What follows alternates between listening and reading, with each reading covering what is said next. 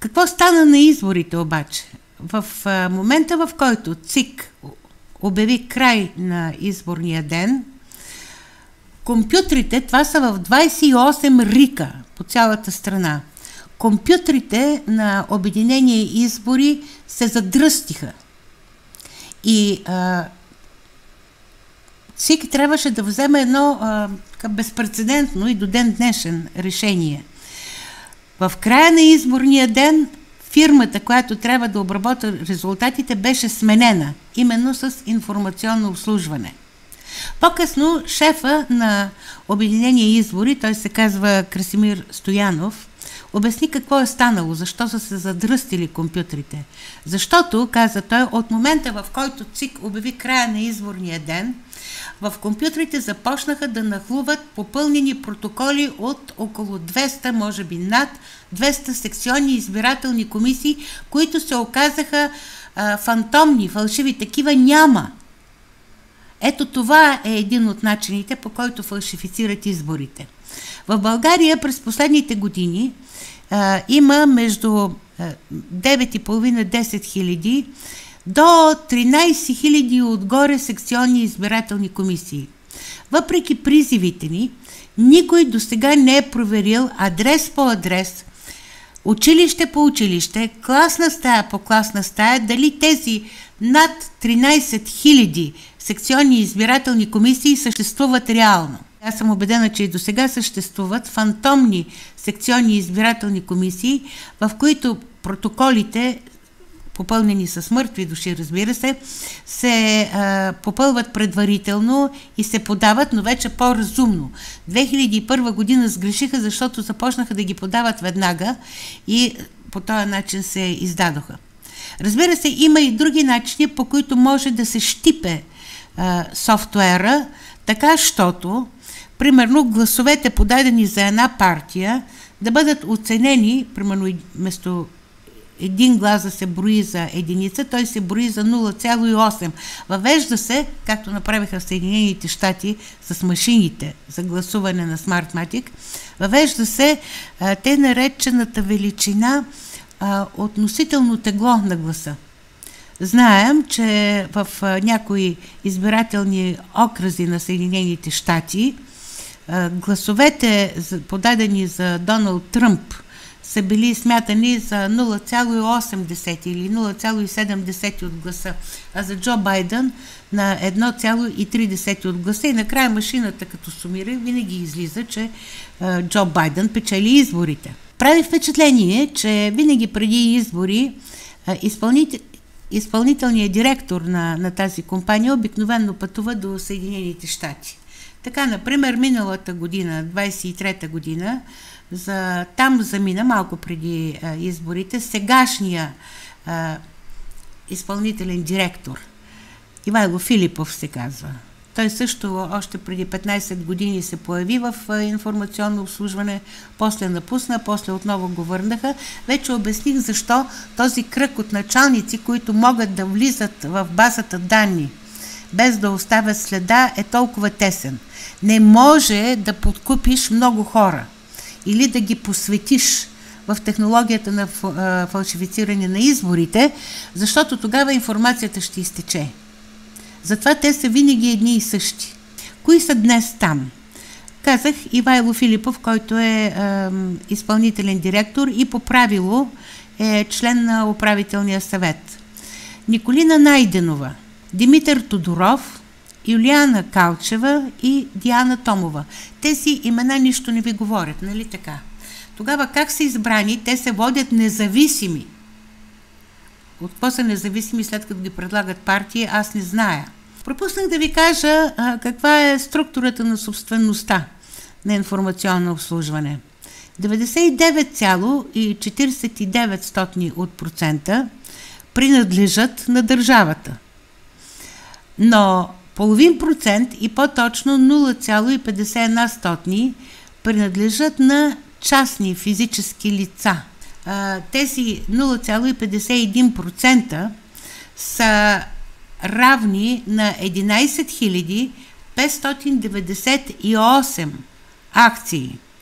Те са разпределени между 2689 физически лица. Миналата година изданието Медиамал и по-конкретно моя колега Димитър Байрактаров се снабдиха с списъка на акционерите от Държавния депозитар.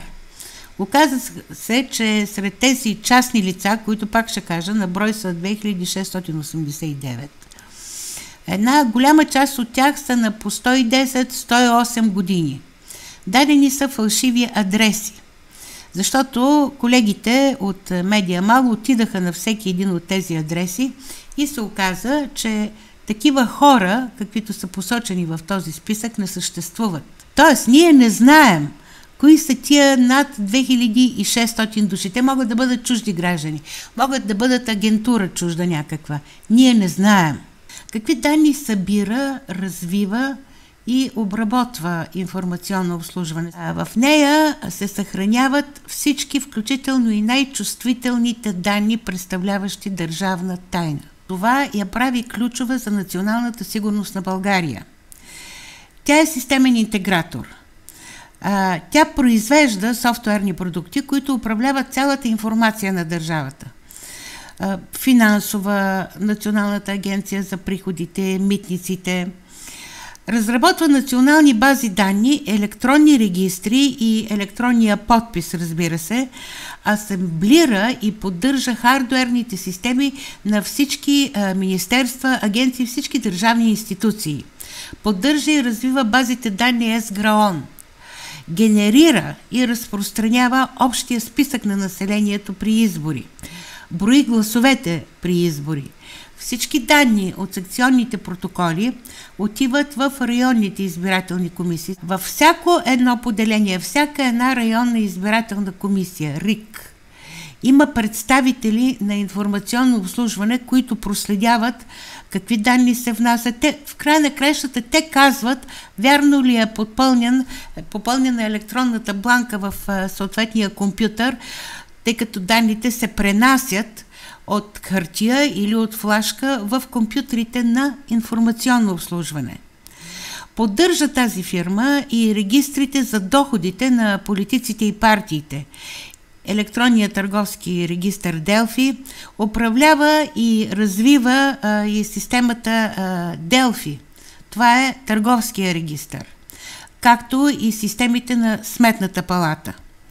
В тази компания се съхраняват всички данни, подчертавам всички, включително вече и вашите електронни медицински досиета на всички граждани на България, независимо дали са живи или мъртви, и на всички фирми, които сте били регистрирани, независимо дали са действащи или по някое време са били заличени. Разберете ли, че тази много съблазнителна информация може да бъде продавана, и то не наведнъж, а периодично, и то срещу големи милиони. От тук можем да изведем и желанието на всички евроатлантически правителства да я приватизират. Те искаха да продадат цялата информация на нашата държава на някой, както се казва, чужд инвеститор. Защо е необходимо да имаш за съветник човек, който управлява базите данни, които обработват резултатите от изборите? Ето, дойдохме си на думата. Защото никой не знае, що за софтуер изчислява резултатите от изборите по общини, ако щете, и по избирателни райони, и мандатите, особено остатъчните мандати, по метода на Хеър-Нимайер. Ако ти имаш човек, който завежда този процес, ти винаги можеш да направиш така, че чрез лека корекция на софтуера, каквато е напълно възможна, през целия процес, да мръднеш резултата, казват, между 3 до 5% нагоре или надолу.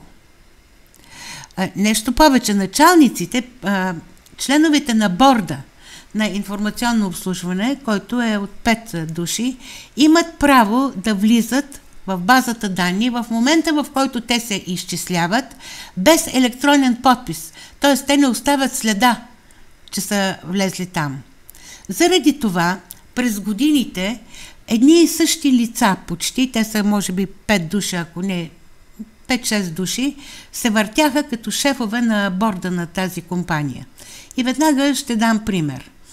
Те са или шефове в информационно обслужване, или членове на Централната избирателна комисия, която получава данните. Тя получава резултатите от изборите именно от информационно обслужване. ЦИК не изчислява резултати. Тя ни съобщава това, което и подадат от тая компания. Затова казвам, че е необходимо да гласуваме. Защото колкото по-малко са реално подадените гласове, толкова по-лесно става манипулирането на резултатите. Защото много малко гласове. Едно е да обработваш 2 милиона гласа, друго е да обработваш 4 милиона и 300 хиляди гласа. Нали така? Тогава относителната тежест на тези фалшификации няма да бъде вече плюс-минус 5% за определени партии, а ще бъде много по-малко. Имаме избор. Можем да не гласуваме за партиите на прехода, които вече са изхабени, амортизирани, доказали своята корумпираност, и да гласуваме за нещо ново.